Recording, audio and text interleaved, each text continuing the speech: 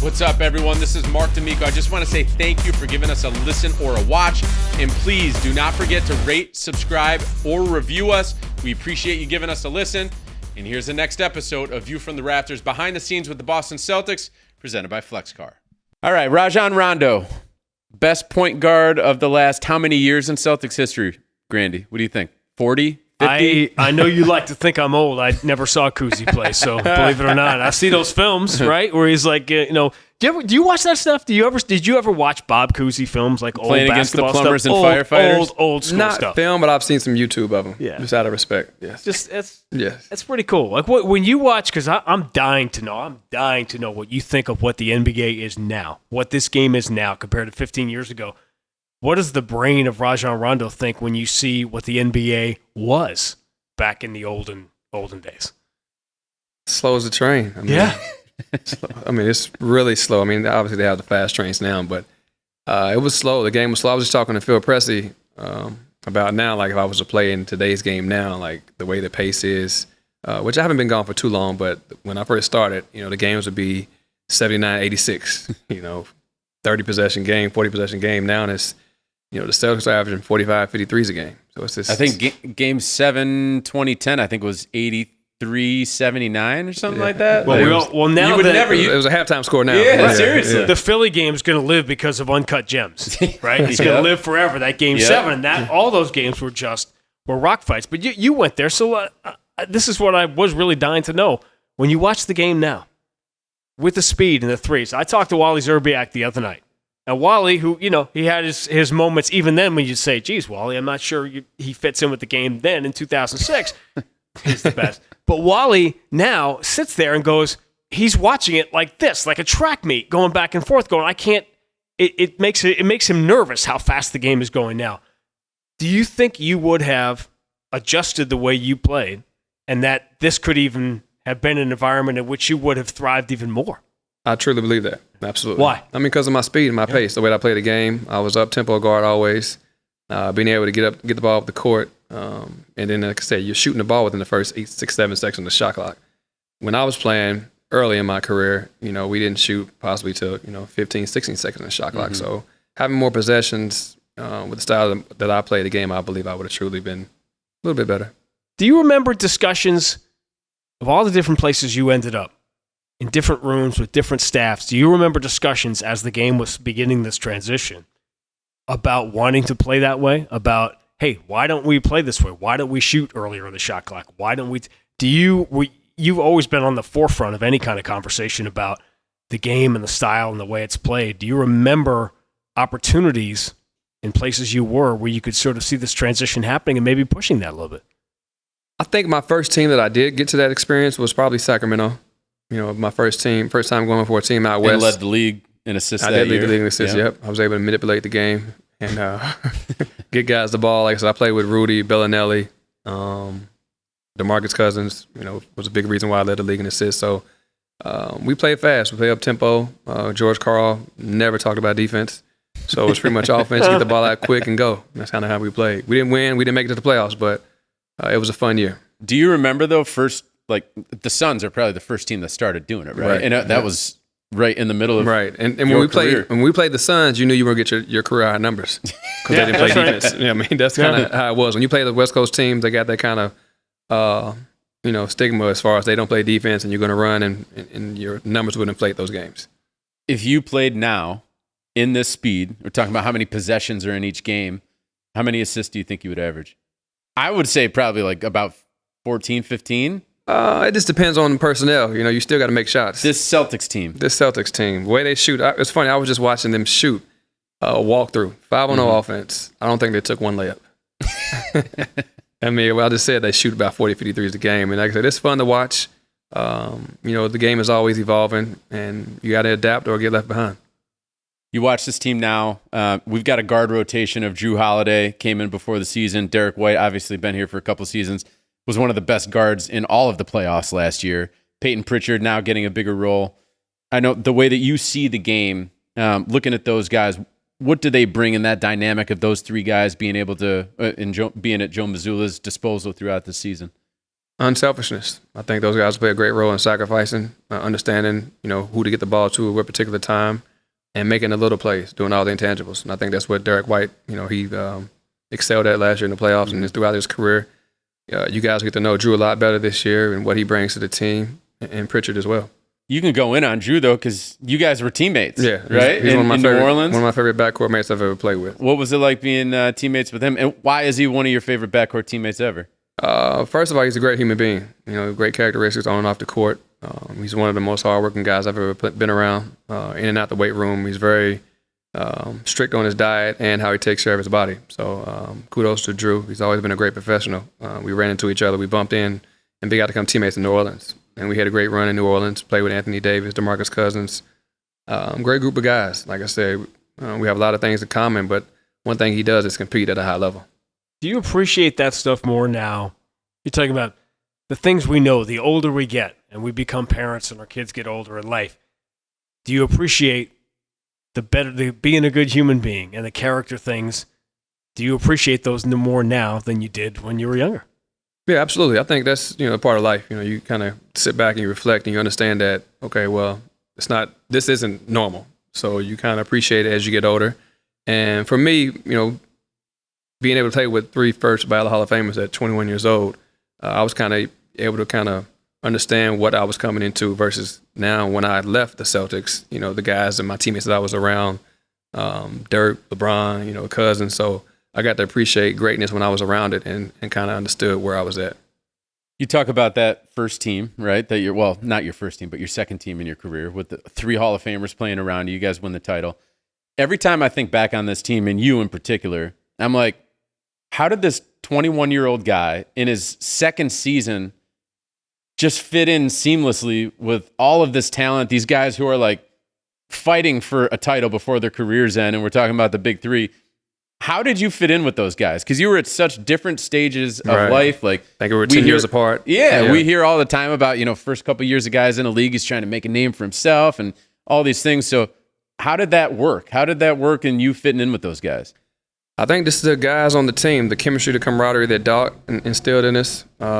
Just having a great leader in Doc, understanding, we went to Rome that first year. We were able to get away from our families, for the greater good and kind of become a family on the road in Rome and Turkey, and we got to know one another. Again, the age difference was a big gap, but at the same time, we had one common goal, and that was to win. And whatever it took, a lot of guys had to sacrifice, and that's what, it started with our vets.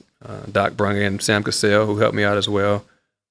Great coaching staff, Armand Hill. It was a team collective effort. It was a great organization overall, which it still is today, but particularly in those the people that made it run in that particular time was fun for me to be a part of, and that's why it clicked and we gelled so well. You were watching it all. And I wonder, I called every game that you played in, starting in 2006, and that difficult first year. Ooh. Yeah. What was it, 18 straight? 18 here's straight. The thing. So somebody here may have wanted out. I did want out. Yeah, during that first year. I was frustrated. I felt like I was doing what I had to do in practice to get some playing time. And I did play my rookie year, but, coming from Kentucky, going to a franchise like this in NBA, and it's like, is this normal? You lose 18 straight games, like, and nothing has changed. And I can't make an impact. I feel like I can do much more, but I couldn't. I feel like my hands were tied. And I've had great mentors in my life, Doug Bibby, my agent at the time, Bill Duffy.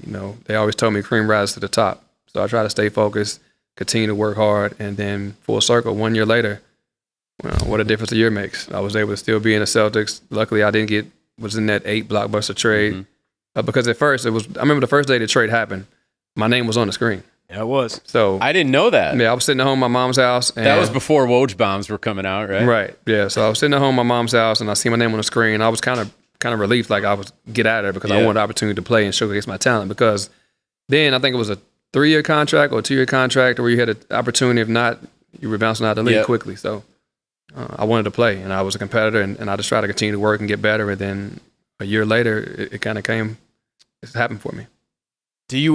Was there ever a moment you thought about how your life would have been different if Glenn Taylor and Kevin McHale got their way and you were the guy they wanted? You were the one that Danny, Wick, and everybody said no. They just dug their feet in the sand and said, we're not giving up Rondo. You ever wonder what your life would have been like, how different it would have been had you gone on that path and you not probably been don't here? want to think about it. No, I don't. Not at all. Because that same year I was able to win, so there was never no looking back. Again, not taking for granted being able to play with 3 future Hall of Famers and the rest of my teammates that were great to me as well. So brotherhood to this day. So that's what I'm appreciative of, and I never look in the past of what could have been, especially when things went so well for me and my future. You mentioned the age difference, which I think is so interesting that people don't think of it that way. They see a team on the floor, and they don't understand the difference between a 12-year vet who's 31. Right. With and kids, a 21 family, and a 20-year-old kid that's just, all of it. Doesn't know anything. We have it here now with Jalen and Jason, who have grown together. But, Jalen has had his own life and is as fascinating and as mature and as in-depth a young man as you're ever going to meet. And yet Jason's had a different path because he's been a dad right away. And it's always been fascinating to watch. What do you know now in your life? If you could tell 22-year-old Rajon something about playing with these guys, about being in the moment, about having those years in front of you that he couldn't possibly have known then that you know now, what would it be? Just not taking the game for granted. I know it sounds, pretty cliches, but at the same time, it really is a true value to play for an organization like this, for one, because you don't, me being in the league for 16 years, I didn't play for an organization like this every team I played for. A lot of great ones, but, with the characteristics of this organization, the people that run this place are great human beings. And coming back today, almost 18, almost 20 years later, it's like a lot of people are still here. So that shows you what type of organization this is, how they take care of their people, and what this is about. Everybody says, I want to play with one team my whole career, and I want to be one of those guys. I always answer, I need to cut you off, but I always answer those questions at camp. And I'm like, I thought I wanted to be, the Dirk, rest in peace, Kobe. Yeah. But it's like, for me personally, I'm thankful that I was able to experience living in so many different cities. Mm-hmm. I lived in Chicago, I lived in Dallas, Sacramento, Los Angeles, and get paid to do it, and get my family have that experience. Atlanta. I mean, it was 3 weeks in Atlanta, but we don't have time to go through them all. Right, that's just 19 teams. Easy to forget. Like I said, I'm thankful for that experience in life. Like I said, I always thought about it, and when I came back here, it's so different. I've been gone for a long time, but being in this part of town, I never really was here when I was a Celtic. We was way out in Waltham. I lived in Lincoln, and we went to Lincoln and downtown. It was kind of back and forth. It wasn't the middle ground here where we are now in Cambridge. So. I'm thankful that I did have the opportunity to play for different teams, different cities, different experiences. Now I'm able to network and reach out to different people and teams and kind of follow up. Mark, did you see the Rondo brain working there? He knew what my question was going to be about the different experiences, and 3 seconds in, just buzzed in and had it. I get that question. It's a great question all the time. It is, because it is, who can imagine? I did 3 years in Minnesota, and I've been here for 20-something. I don't know how Sacramento Kings work. I don't know the intricacies of that organization, the Chicago Bulls, or whatever it is. And it just seems like it has made you a more complete person, especially someone. I've never met a player who matched your intellectual curiosity about anything. Everything from Connect Four to how the organization works. And yet it just seems like, we don't choose our path. Right, we don't. But man, you can be appreciative of it. Definitely thankful. Because like I said, I always thought, I was like, man, I want to be that guy. Because I was here for 9 years. So it's like, I wanted to retire at one team. And, like I said, the man upstairs had a different plan. I'm thankful that, it went that way. He mentioned Connect Four. Why? What was this thing? You were like the most competitive Connect Four player. Like, I learned this like day one when I came to the Celtics in 2009. Everyone's like, if there's a Connect Four game on the table, Rondo's going to play. And it doesn't matter if you're 7 years old or 30 years old, he's going to try to whoop your ass. Beat you in 4 moves, So for me, what came about it was I had curfew when I was younger. I had to be on the porch. When the porch light came on, when the street lights came on, I had to be on the porch. And I didn't want to go in, so I always told my friends to come in the neighborhood, and we sit and play Connect Four on the porch. And you always won? I didn't always win, and I still don't always win now. I lose a lot online, but in person I've been Wait, hold on. You're playing good. Connect Four online right now? No, not now. I play chess. Okay. So you've transitioned. I've transitioned to chess now, so that's more of a little more intellectual. Game. Yes. Are you playing? Are you like Max? You playing anonymously, and some guy out in the middle of nowhere doesn't know he's playing chess against exactly. Rajon Rondo. Yes, That's I play all the time. Yes. You know, Max plays, what is it? Is it solitaire? Max plays solitaire. He plays poker. He plays, During game broadcast. Yeah, keeps him focused. I can see that. I probably would play chess during the broadcast if I could. I mean, we could try it out. Would you have Rondo on? Oh, he's already set. He's like, he could fit right into the chair as soon as we're done. You mentioned... No, speaking of radio broadcasts, I learned something recently that I never ever knew, which is funny when you're in this life for many years.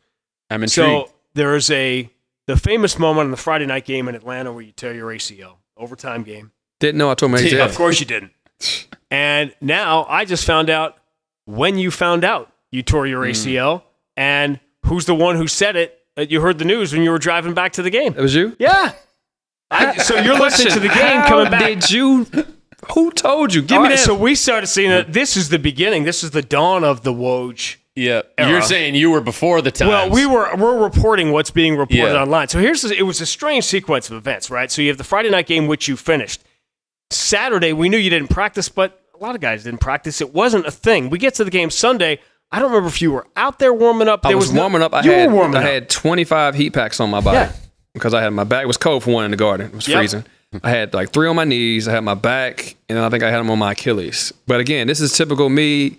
I'm young. I'm thinking, just a couple nights of rest. I'll be back to normal. I didn't know. It's a nationally televised game. And it's a nationally televised game. I think I had 2 triple-doubles back-to-back, and I think the record was a 3. Record, I was playing against LeBron on a Sunday, so it was like... You were ready to go. I feel like I was going to get it done. Yeah, there's no way he's missing it. So he's out there. So the last thing you're thinking is there's a serious... Okay, Rondo's not playing today, but the last thing you're thinking is a serious injury. Yep. But I was still playing until that point. Right. Now I went back into the locker room. The doc came back. He was like, lay on the table. I'm not like, that doc, the other doc. Not Rivers. So I go back to lay on the training table, and he does the knee check.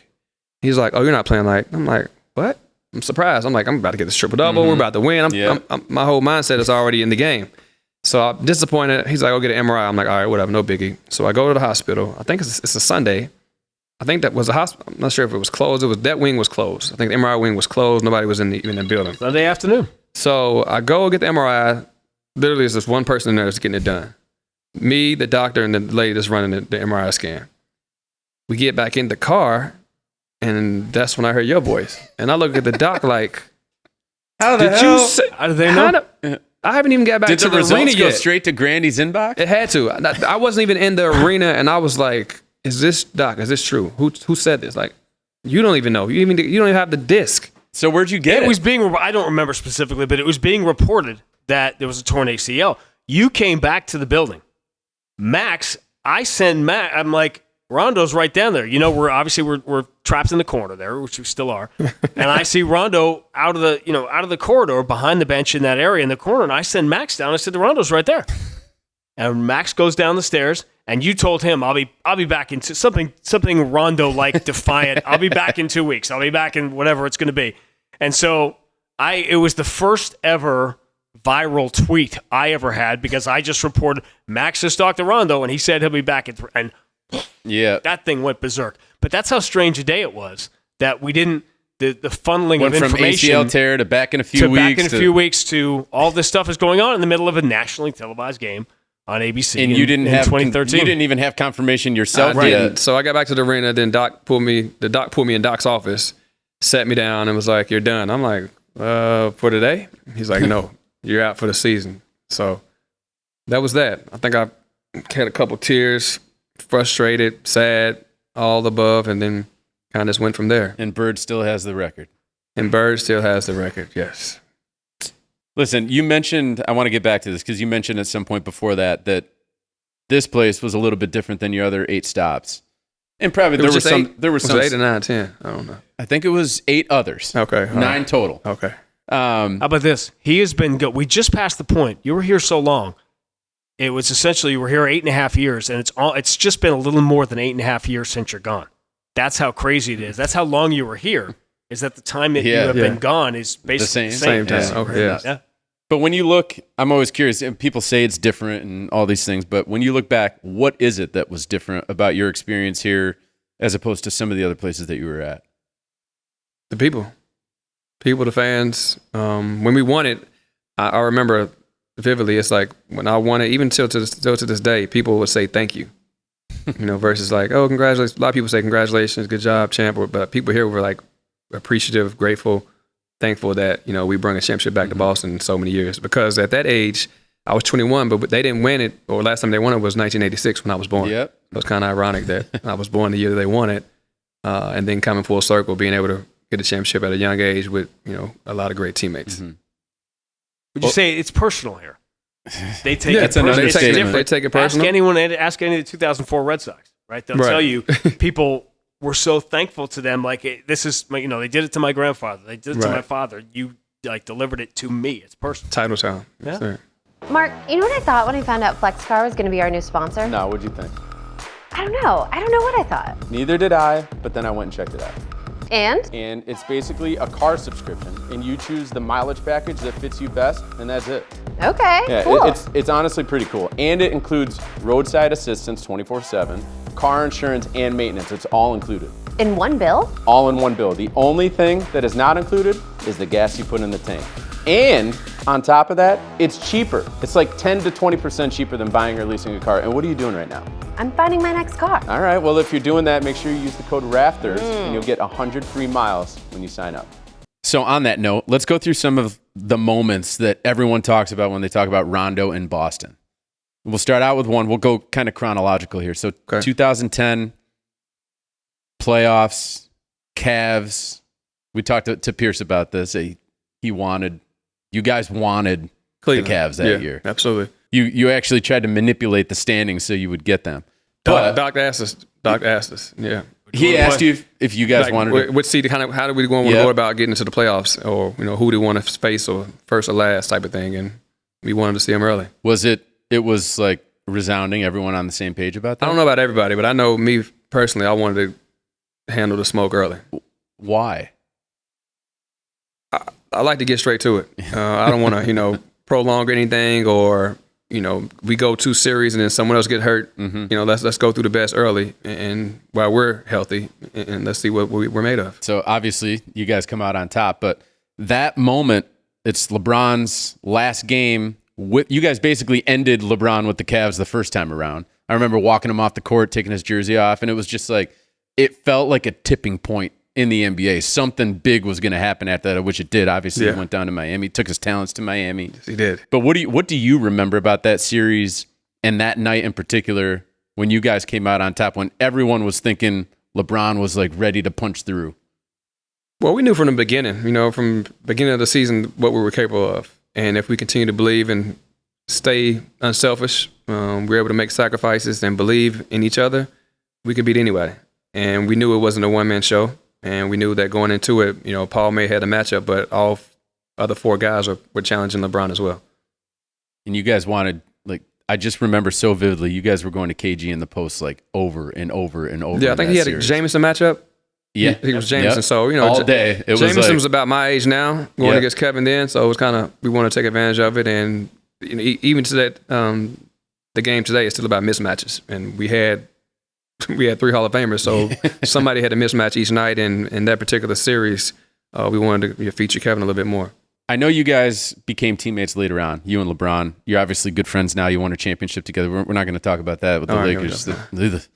It gives me goosebumps, not in a good way. But it felt like you guys broke him that night. It was like he realized something has to change for me career-wise to be able to reach the levels that I want to get to. Well, he made a smart move. He did. Give him kudos. I mean, like I said, we had a strong team that year, and the guys that he had with him were good, but they weren't good enough. And he went and regrouped, made a great decision, moved to Miami, and he ended up breaking us when he came back in the Garden and dropped 46. Yeah, he did. And it was a closeout. 2012. We had them, and then he came in the Garden, and he was unstoppable. So he got his lick back, and again, if we beat him that year, I think we're winning another championship. But what did you? I mean, LeBron is one of the few guys that plays at your level, basketball brain wise. I can't imagine the IQ level of those conversations. Did you ever talk about those Celtic teams and those games? Him playing against your Celtic teams? No, never did. We talked about the game where he the game I was talking about, the one he scored 46 and 6. He's definitely going to bring that up. He talked about the mindset, and I think I talked to Joel. Is it Joel Anthony? Joel Anthony, yeah. Who had a cup of coffee here. Yeah. And then D Wade, they were talking about his mindset in the locker room, and he said like, we're not going to lose this game. And then being on the other side, we didn't know that was his mindset, but he came out and delivered. That was the moment where his career changed. Yeah, it was like that's the moment his career changed. Something was like in his eyes that even me as a fan and like working for the team, I was like, it was unbelievable. We're in deep shit. It was unbelievable the way he played that night, and I was like, played this way game 1, game 2, not the game that the closeout game. We could have closed him out, but he delivered, and that's what greatness does. They show up when needed. I think the Celtics' place in LeBron's career is fascinating because of 2008, because of 2010, and because of that night. And when, even in 2011, when they had eliminated the Celtics in Miami, they eliminated you guys. When Bosh hit the shot in the corner. Bosh hit the shots. Right. And you guys were all banged. That was when you and D Wade had your first but tangle up. We'll get there. Yeah. All that stuff. But you could see the relief. It meant so much to LeBron because he, like you, understands the history of this game and knows there's always that obstacle you have to overcome, and the Celtics were that for him. Right. Just like kind of how the Pistons were when we won our first one. Like, they were the team to beat. Going into Detroit, getting Game 6 done, that was difficult, and we knew that we had to go through the champs to become champs. And that's what it takes. You just brought it up, so let's go right in. We're not going chronological anymore. But 2011, what was it, Game 3? Game 3, you guys are playing at TD Garden. You're down 2-0 to the Heat. You're up, I think it was 60-50, third quarter, looking like, all right, we feel like the series is going to turn the other direction. And down, you and Wade get tangled up. Something happens. You dislocate your elbow. What do you remember about those moments? And I don't even know how you played the rest of the game, but like, what do you remember about that night? He just played on a torn ACL, by the way. I did finish torn ACL. I just remember you playing with one arm. Like, you were literally dribbling with one arm, playing with one arm throughout the rest of that night and the rest of the series. I was like, this guy's a maniac. Yeah, it caught up with me. I think it was a game. Did we get this a Game 7 that year? No, it was Game 5. Yeah. The fourth game was an overtime loss. Yeah, which eventually turned around the following year. Close series for a 5-game series. Yeah. That particular play, like I said, it was kind of a freak accident. We were teammates after that. Yeah. So it's no bad blood, but I think he broke it on purpose or tried. He's a competitor. You say that with a straight face, like you really think that he was. I don't know. He wasn't trying to hurt you, but he was. I don't think he knew jiu-jitsu or anything like that. But he, it was a Kimura, by the way. If you want the MMA term for what it was. Okay, that's what it was. Yeah. Okay, he made a play. Like I said, I don't think it was targeting me in the locker room or it was talks to take me out or anything like that. It's like I said, he was playing, made a play on the ball or tried to make a play on the ball, ended up making a play on my elbow. Yeah. How did you play through the rest of that night in series? Adrenaline. It's like every other injury. It's like, for me, it was a mindset.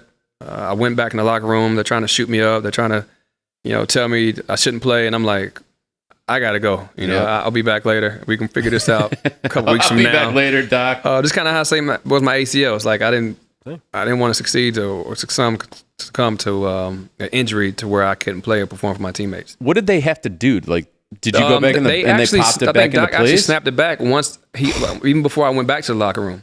So it snapped back in place, and then it was the numbness of the burning of the tingling. But again, my mindset was trying to get back out there on the court and help my teammates win the game. For anyone who didn't watch that game, any of our younger fans, like imagine this guy playing in a huge game in series, literally with one arm at both ends of the court. Like, I don't know, that I'll never forget the sight of that, of you kind of. I remember I got a steal and I was like hobbling or holding my hand the same way when I was dribbling the ball. It was like you were playing in a sling, but you didn't have a sling. Yeah. Against LeBron, and I don't know, it was nuts.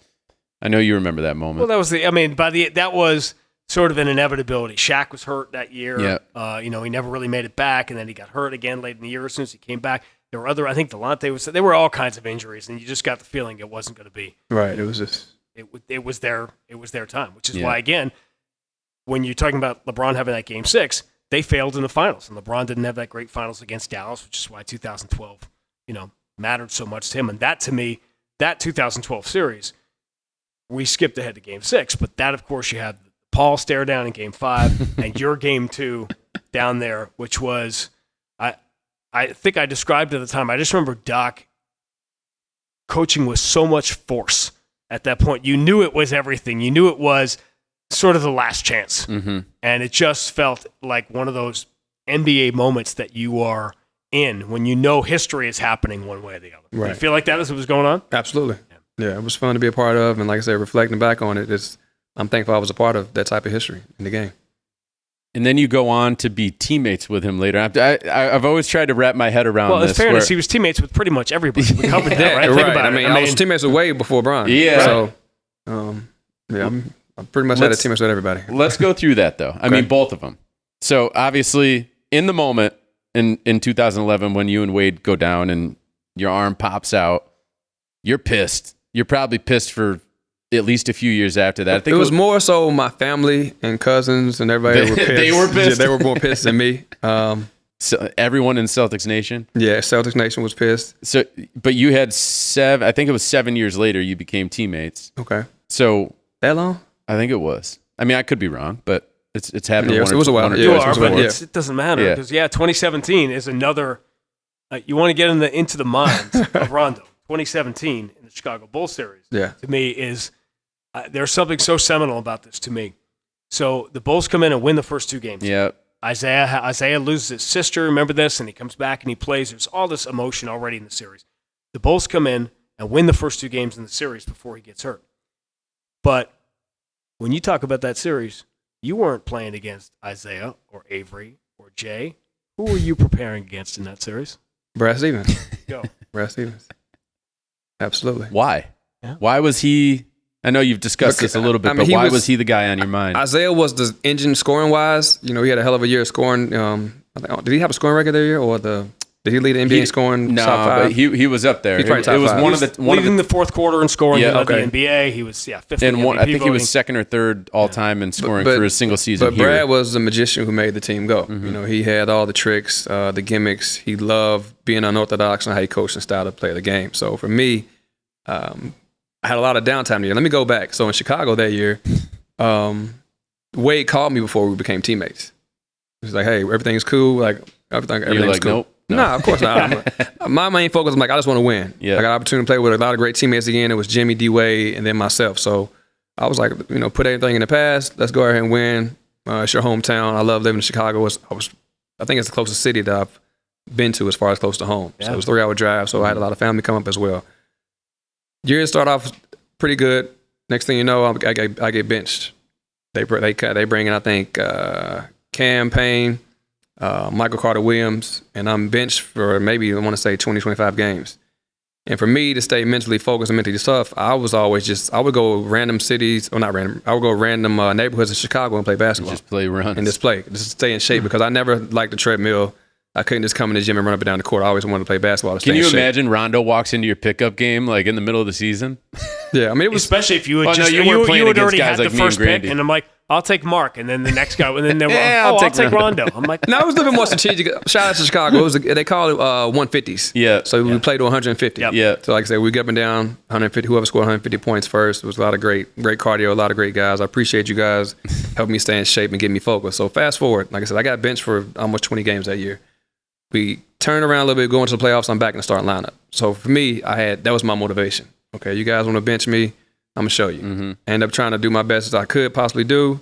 We win the first two games. I get hurt. We don't win another game. So for me, that was kind of like their karma on how they treated me versus me not being able to fulfill the destiny as far as me winning and beating the Celtics. But it was nevertheless, I felt great to win those two games and felt like I had a great role that I played in while we won. And then we lost 4 straight. That was kind of, I guess, a slap in the face of the organization. When D Wade called you, what was the conversation?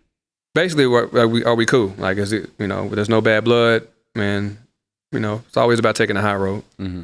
when I led you to the answer about Brad, it involved you outthinking him and preparing in that series. So as those games are going on, you had a special meeting, right? You called D Wade together and Jimmy. What were you trying to do? Put different plays in. So we stay at the Four Seasons right downtown, and again, I don't think I was even part of the scouting report that much because again, I was taken out of the lineup. Yep. So I don't think Brad was preparing for me. I was preparing for him. So I had a little of an advantage. But We'll have to ask him that. we had a meeting. I asked the guys to stay back, D Wade and Jimmy in particular, and I wanted to put in an offense that we play out of the elbow. We called it C action at the time. It was all of us were interchangeable, and we made certain reads off the post, off the high post. And I think those plays worked in the fourth quarter, and we were able to get a couple W's in Boston. I thought that series was over. I knew it was over. I mean, it was the first two at home. Yeah, we was up 2-0. We were, like I said, we were 8 seed going back to Chicago.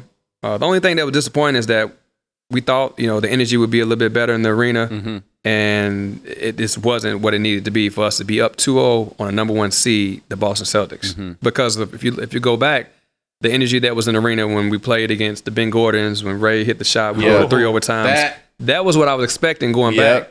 But now I'm being on the opposite team, and it wasn't that. So that's the only disappointment in that for me. You want to YouTube something. Find Game 6 in 2009 of that series, those overtime games. And you and Kirk Heinrich had a little friendly tumble in front of us at the scores table. Zach Zarba was a young official in that game, and he was. I always thought that was one of the better officiated games I've ever seen because they had to keep that thing right here without it boiling over. Exactly. It was. I think it was right at playoff basketball. You know what I mean? It was at the point where you could almost see us going to blows, but at the same time, it was controlled enough to where we kept it basketball and we competed at a high level. That was my first playoff series working in the NBA. Okay. And I was like, all be like that? I mean, oh man, yeah, that's that literally might be the best playoff series. It's on the short list. That was insane. It was like overtime every night, sometimes double, triple overtime.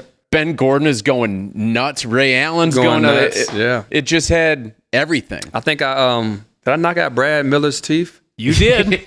Try to say. I mean, it wasn't. And he missed free throws. He missed free throws after. So maybe that was my karma with D Wade. I mean, it all comes full circle. You never know. Like I said, all fun trying to win the game. It wasn't unintentional, but like I said, it was a competitive series, and it was fun to be a part of. And then, like I said, going against the young D Rose. Yeah, that's right.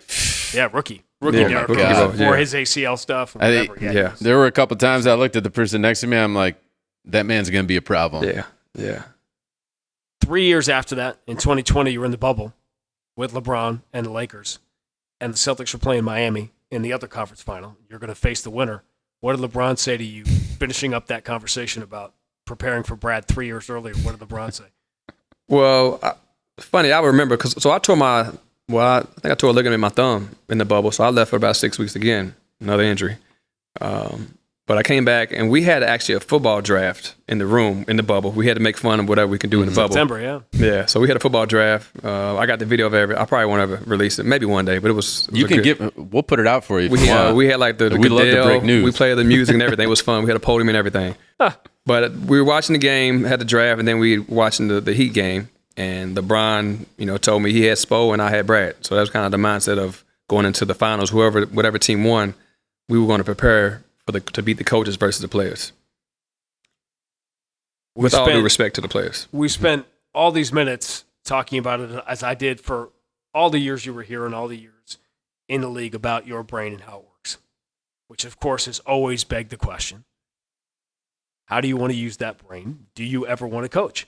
And there were always, and I'll tell you this, and you can imagine who some of them are, there are coaches who said to me, that would be karma if Rondo had to coach somebody with all the grief he gave me.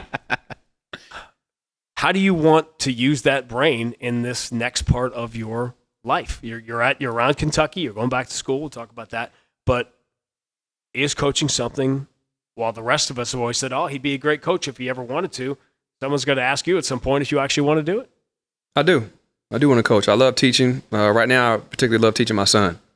So, and his teammates. So I feel like they get a lot of benefits as far as me being back to the game and not necessarily playing or even being around the NBA or college game, but being around them. I have an AAU program that I spend a lot of time with. I think I call my AAU coaches every day.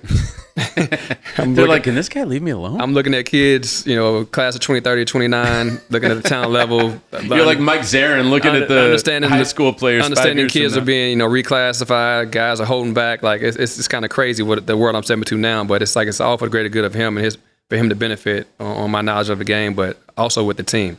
And that particularly at a young age, what I love most is that we watch film. I'm teaching those guys the film, and it's allowing me to learn patience. Being able to teach 11, 12-year-old kids, not understanding what the whole basketball scope is about, but at the same time understanding that guys of my age and at this level still don't know the game to where I feel like they need to be. So it's been fun. It's been a fun process, and I love teaching. I love giving back. So at what point do you take the step from AAU and young kids to teaching the best in the world? Well, Deion has a great blueprint right now. He's coached his son. Yeah. You know, you look back on his stories. He's coached his son at the same age now. Then he went to high school. Then he went to college. So I don't know if that's the steps I'll take, but that's definitely a hell of a blueprint. But we'll see. Like I said, I have a lot of great ties. I played for so many different teams and organizations. I built a lot of great relationships with coaches in the past, and who knows what the future holds. But right now, me being here with Coach Joe, he's younger, but he's a lot, he's really wise, and I love, coming here the last couple of days or these next couple of days and trying to learn as much as I can from him and the staff. That weird to you that the head coach of the Celtics is 2 years younger than you? No. I mean, this is the world we live in today. Yeah. I mean, you can't judge a person's intellect or what he knows personally, but looking at him just for the last hour, understanding his dedication and what this means to him is greatly appreciated. Has anyone wait called Wait a minute. Hold on a second. Because you knew it all when you were 22. So how's he going to say? I thought I knew it all at 22. And that's just it. Isn't that, there's sort of aren't the things, when people talk about the Rondo personality, aren't those the things that made you great on the court? Weren't they inseparable? The things that people, if coaches said, oh man, that Rondo, man, it's difficult. Aren't those the same characteristics that made you the player that refused to acknowledge you had a torn ACL? It's the same thing, isn't it? Absolutely. The player that, would stay up after games and watch film for 2 hours, just as the coach was. So when I was, I guess, challenging at times, it was because of the work I put in. It wasn't just thinking I knew it all and not doing anything about it. I was up at, to 2 or 3 in the morning watching film. And what I tell players now is I would watch film myself the first go around, and then I'll watch film on my best players or my other teammates, so I can figure out their strengths and weaknesses as well to make them better. So me putting that work in, at times I would, challenge or ask certain questions because, I'm putting in just as much work as you are, if not more, on top of me coming out here and playing at the same time and being on the court making the plays. The first time that I heard you say this publicly, that you used to watch, 2.5 hours of film after each game? Yeah, I would have a glass of wine and be up kind of much all night. Everyone else in the house would fall asleep. I would have dinner. Like I said, I would go back and watch, and I would love to watch film. I'm not going to tell you how I watch film. I'm not going to give that secret up, but I would watch it twice. And it would take me a very, very, very long time. So the first thing that went through my head, now you just kind of answered it of when you did it in the night, but I was like, is that what he was doing when we were waiting in the locker room for him to come out and talk for like 2 hours every single night? I got that from Kevin Garnett. Can you take us into it? Because, folks, we had some long-ass nights waiting for you guys to come out, and it was as if Rondo and KG, in his day, it was like you were playing games with us of like, who are going to be the last surviving media members who are going to wait this long for me to come out and then ask me questions. No, and trust me, it would start at like 20 or 30 people, and it would dwindle, and it would dwindle, and he would come out, and there'd be like maybe 8 or 10 left. Yeah, perfect. At that time. But no, it wasn't personally with the media. It was more so what I was just telling, I guess, Tatum there and Horford. What we would do after the game was we would be in the training room talking about the game. And win or lose, that particular year, the first year, we obviously won a lot, but we always try to figure out what we could do better as a team. Like immediately after, yeah. We all just kind of hang out in the training room. Like I said, Paul and Kevin would be getting treatment. I'm young, so I would always shower and just kind of sitting there with my clothes. But as through time, getting older, I would try to start to get the treatment. But we always try to figure out what we can do better, how we can slow down whatever guy we're playing against, or what we're looking forward to into the next game. And that's just kind of, I think that's why we won so early, is because our focus on our mindset. And now, looking back at the other teams I played for, it never happened again. You win, lose, guys get showered, they go to family, they get out of there. But that particular team, we would always hang around the training room and talk the game and figure out what we can do better to win. When you told Jason and Al that, what was their reaction? Were you saying it as like, hey, this is something we did, it could help you guys? No, it was just kind of having a conversation. Kind of like, it's kind of, replaying like how it was when I was here. And like I said, just the mindset of being around such great players and how their focus was and how we all wanted to sacrifice and what it meant to win. Last thing before we let you go. We have to talk about it. You went to the other side. And after playing them in the finals twice, 1 win, 1 loss. Yeah. I'm just curious, from a player's perspective, was it hard? Like, was there any bit of your insides that were like, I just don't want to do this, but I kind of have to? It was not hard. We're talking about going to the Lakers. I don't want to say the name, but It wasn't hard at all because you know why? It's not like he had a game-winning shot here against the Celtics and lost them. That didn't happen, right? You know why it wasn't that hard? LeBron guy? Is that why it was easy?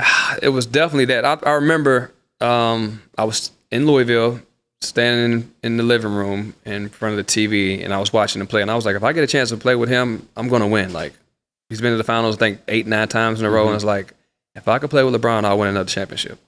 But that wasn't the tipping point. The tipping point was, it was 2 teams that was giving me a job that year. I mean, what do I do? I can't just stay loyal and you weren't stay ready unemployed. So, I mean, you could, but I don't think anyone would advise that. I wanted to play, and they had high interest, and it's like, if someone shows you interest and you like them a little bit, you're gonna bite. So I took the bite and took the bait, and like I said, the rest is history. How did that championship differ? I mean, totally different scenarios for you personally in your career, where you are in life. We didn't get a damn parade. That's the only thing that I regret. We did not get a parade. But what I loved about that one in particular, I was telling the media that Eddie House did something for me when we won it 2008. Well, one thing I loved and appreciated was that he had his son on the sideline the whole time. And for me, coming full circle, I was able to have my son in the bubble with me, him going to class online, him taking piano lessons, him be able to hang out, train with Dwyane Wade's son, Dwight Howard's son, Jared Dudley's son. They were able to get workouts in after we worked out in practice. So having that moment with and sharing that with him, that's what made it special. When I don't have any regrets of going to Lakers and having that experience. So I don't think you could. I mean, it hurt all of us inside to see that number 9 on the Lakers, but you got to do what you got to do. Yeah. I had to stay employed at that particular time. But, here we are a few years later. You had been away for a while. It's awesome to have you back. I know you come to a few games over the years when KG got his number up, when Paul got his number up. You came back last year as well for a game or two. It's awesome to have you guys back, and you in particular, because you've been a little bit detached for a while. Absolutely. So. But give credit to Joe. It starts with Joe. Yep. He sent us out an email. I was telling the media, Paul called me at like 2 or 3 in the morning, excited. Hey, they want us back. I'm like, what? Like, what's going on? Like, brother? He's like, they want us back. They want us to be around the guys. He would love to welcome you up and all that. So I was like, sure, I'll take up the offer. And having this type of energy and to seeing so many familiar faces it's been a great day for me so far, and I'm looking forward to the next couple of days, kind of hanging out with the old guys here in the Celtic organization. Has it sunk in that you're people used to say to me, hey, I watch you all the time, and then now they say, I watched you all the time when I was in high school, right? And that's pretty soon you're the long-time guy and you're the old guy, whatever. Has it sunk in yet, being around here and coming back the last couple of years and seeing how when I first came here 20 years ago, everyone talked about the 80s. Oh, Larry and Kevin and those guys. Now, the fans you're the legends. When you come back and KG comes back and Paul comes back, has it sunk in yet that you're a legend? You're a Boston Celtics legend. It's humbling hearing that. And when I went to the game last year to get the reception that we got, and when I come back, I do feel it. But being away so much in different organizations, I try to stay out of it as far as, like I said, from the media standpoint and getting on the internet. I kind of feel like I live in a bunker in a sense. I kind of stay off the news or the internet as much as possible and just kind of be where I am with my family and friends as president in Louisville, Kentucky. So, but another thing that makes me feel old, or I understand that I am old, is I've been running the camp back home for 16 years.